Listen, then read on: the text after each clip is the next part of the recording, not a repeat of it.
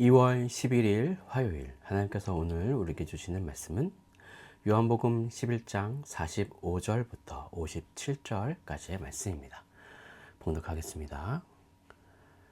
마리아에게 와서 예수께서 하신 일을 본 많은 유대인이 그를 믿었으나 그 중에 어떤 자는 바리새인들에게 가서 예수께서 하신 일을 알리니라. 이에 대제사장들과 바리새인들이 공회를 모으고 이르되 이 사람이 많은 표적을 행하니 우리가 어떻게 하겠느냐. 만일 그를 이대로 두면 모든 사람이 그를 믿을 것이요 그리고 로마인들이 와서 우리 땅과 민족을 빼앗아 가리라 하니, 그 중에 한 사람 그 해의 대제사장인 가야바가 그들에게 말하되 너희가 아무것도 알지 못하는도다. 한 사람이 백성을 위하여 죽어서 온 민족이 망하지 않게 되는 것이 너희에게 유익한 줄을 생각하지 아니하는도다 하였으니, 이 말은 스스로 함이 아니요 그 해의 대제사장이므로 예수께서 그 민족을 위하시고 또 그 민족만 위할 뿐 아니라 흩어진 하나님의 자녀를 모아 하나가 되게 하기 위하여 죽으실 것을 미리 말함이러라. 이날부터는 그들이 예수를 죽이려고 모의하니라. 그러므로 예수께서 다시 유대인 가운데 드러나게 다니지 아니하시고 거기를 떠나 빈들 가까운 곳인 에브라임이라는 동네에 가서 제자들과 함께 거기 머무시니라.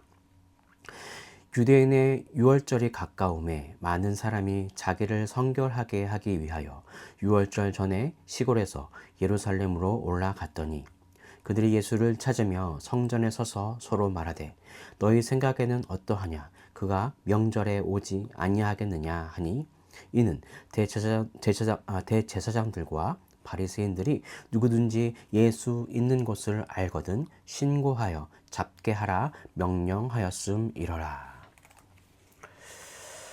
오늘 본문에서 나사로의 그 부활을 목격한 사람들은 두 가지 반응을 합니다. 우선 예수께서 보여주신 이 기적을 직접 목격한 많은 유대인들이 예수를 믿게 되었습니다. 하지만 어떤 자는 바리새인들에게 예수께서 하신 일들을 고발합니다. 이 고발하는 이 소식을 들은 유대 종교 지도자들은 공회를 소집합니다. 사내들인 공회를 소집하여 예수의 처리 방안을 논의하게 됩니다. 왜냐하면 예수님을 정치적인 메시아로만 바라보았던 대부분의 유대인들의 그 시선에 따라 예수께서 유대의 왕이 되어 로마의 반란을 일으키면 로마 군대가 와서 제압할 것을 염려했기 때문입니다. 이 염려는 이미 로마의 식민지로 있던 자신의 민족들을 걱정하기보다 자신들의 입지가 흔들릴 것에 대한 그런 염려였습니다. 이제 대제사장 가야바가 한 가지 제안을 합니다. 한 사람을 죽여 온 백성이 망하지 않게 하는 것이 유익하지 않겠느냐라는 제안입니다.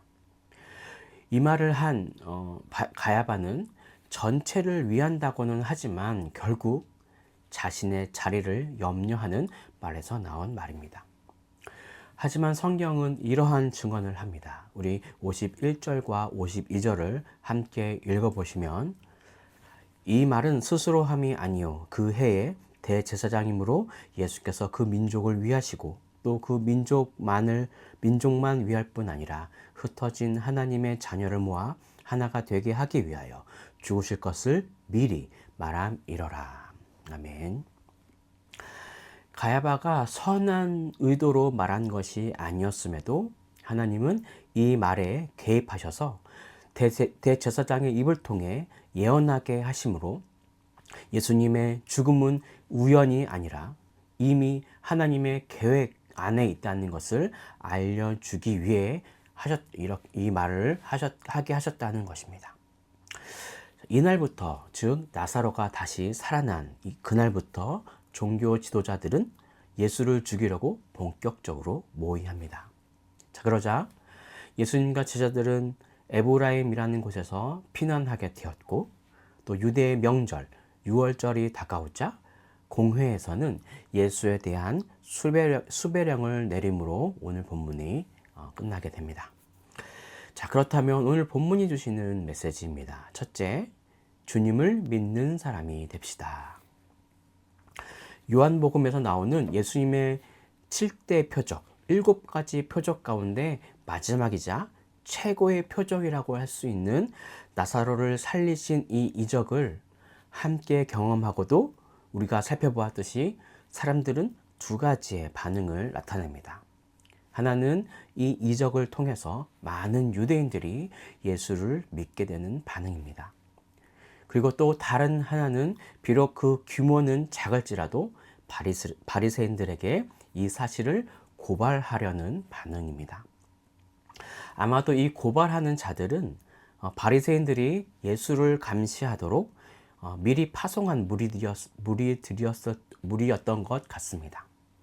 그랬다면 이들이 이렇게 고발하는 자들은 예수님을 처음부터 삐딱하게 흠을 잡으려고 노력하지 않았겠습니까? 이미 마음을 닫아놓고 어떻게 해서든 예수님을 끌어내리려는 흠을 잡으려는 자들이었습니다. 하지만 예수님을 믿게 된 유대인들은 어떤 사람들이었을까요? 우연히 따라왔다가 이런 기적을 경험한 사람들이었을까요? 지금 이 나사로 무덤 주변에 모여든 사람들은 31절을 보시면 어떤 사람들인지 알 수 있습니다. 우리 31절을 제가 다시 한번 읽어보도록 하겠습니다. 마리아와 함께 집에 있어 위로하던 유대인들은 그가 급히 일어나 나가는 것을 보고 곡하러 무덤에 가는 줄로 생각하고 따라가더니, 이들은 마리아를 따라 함께 울어주고 함께 위로해주기 위해서 달려온 사람들입니다. 무덤까지 같이 함께 동행한 사람들입니다. 이렇게 이들은 예수님을 판단하려기보다 함께 슬픔을 나누어주고 덜어주고 싶은 마음에 함께 있던 사람들이라는 것입니다. 이런 사람들이 예수를 믿게 된 것입니다. 이것은 결국 지금 내가 가지고 있는 마음의 상태가 같은 은혜를 받게 되었을 때에 그것을 누릴 수 있느냐, 그렇지 않느냐, 아무렇지 않게 그냥 지나가느냐라고 나뉠 수 있다는 말이지 않겠습니까? 부디 판단하려는 마음보다 섬기고 나누는 마음으로 함께 하신다면 주님의 놀라운 기적을 경험하게 될 때 주님이 주시는 놀라운 은혜로 주님을 다시 믿게 될 것입니다. 안타깝게도 이 연약한 인간들은 한 번 믿었다고 영원히 믿는 것이 아닙니다. 믿겠다고 결단하였다가 어느 순간 다시 의심이 들고 또 다시 의심하게 되고 믿어지지 않는 것이 바로 인간의 한계입니다. 그러니 우리는 오늘도 또 내일도 계속해서 믿기를 결단해야 합니다. 부디 의심하지 않고 판단하지 않고 주님이 믿어지는 그러한 은혜가 있게 되기를 간절히 바라겠습니다.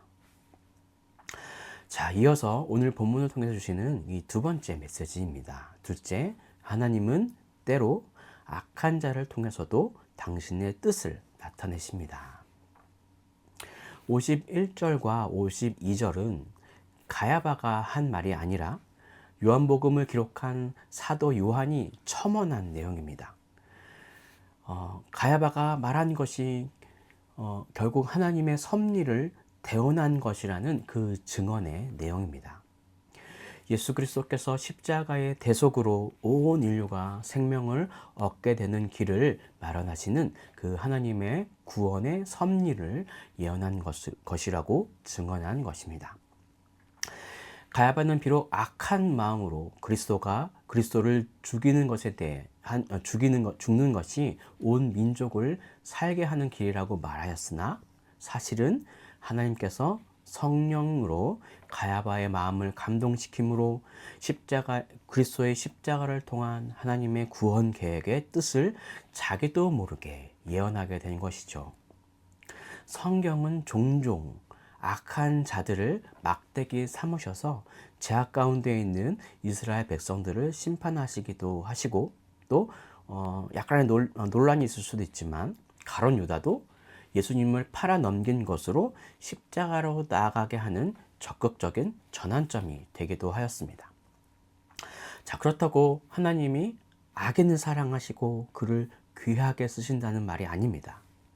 악인은 오래가지 않습니다. 결국 그들은 심판과 멸망으로 갈 뿐입니다.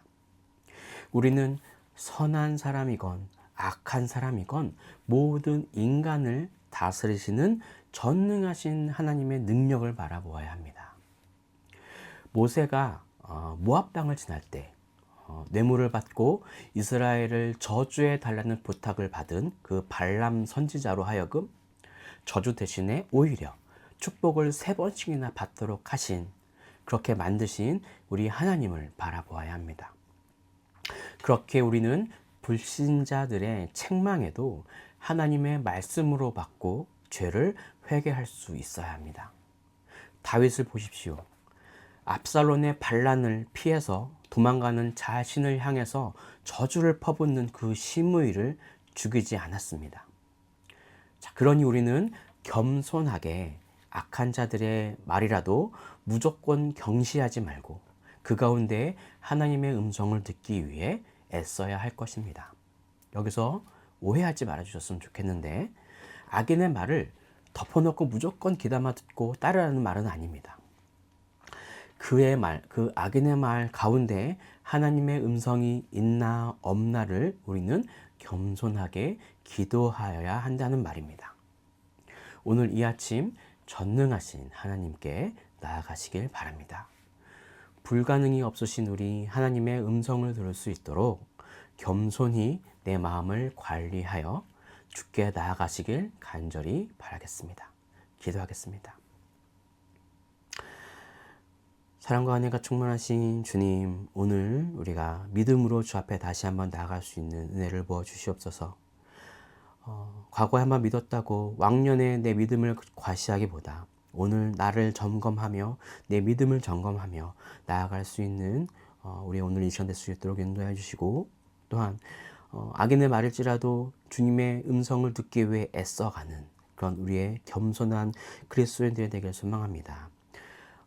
내 생각대로 판단하려 하지 않고 주님께 주신 그 말씀과 음성에 온전히 반응함으로 살아가는 그런 우리들이 되기를 소망하면서, 또 오늘 이 아침 우리를 도우시고 보호하실 주를 믿으며 이 모든 것을 살아계신 예수 그리스도의 이름으로 기도드립니다. 아멘.